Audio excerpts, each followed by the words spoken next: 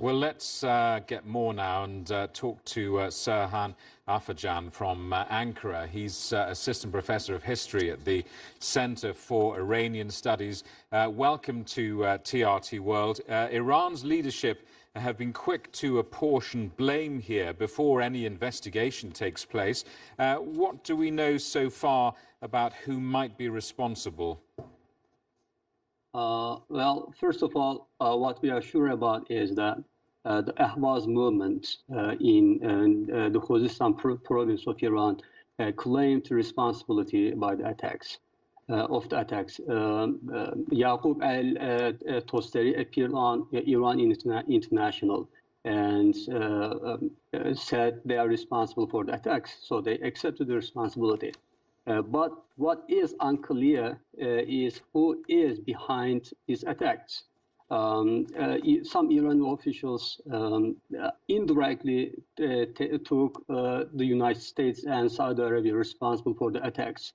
And as far as I can see from the declarations of the Iranian officials and some of the commanders of the Iranian Revolutionary Guards, they are almost 100% sure that Saudi Arabia is behind the terrorist attacks taking place in Iran today. President Rouhani has said in the last hour or so that the sponsors of these terrorists must be held responsible, and his foreign minister, Zarif, went on to say what he described the U.S. masters behind the attack must be held responsible too. What do you make of those comments? I mean, they're inflammatory words, aren't they? Certainly they are.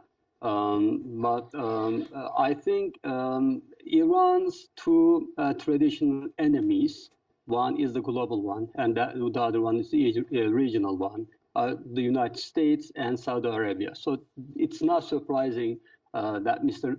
Javad Zarif or Hassan Rouhani took these two countries responsible for almost any terrorist attacks taking place in Iran. Last year, for example, Daesh operated a similar attack in Tehran, and again, some Iranian officials took Saudi Arabia and the U.S. responsible for them.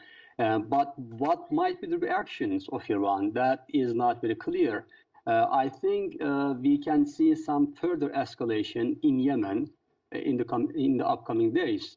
Apart from that, the Iran-U.S. relations are already, I think, bad enough. What a further escalation would mean, I'm not really sure about that.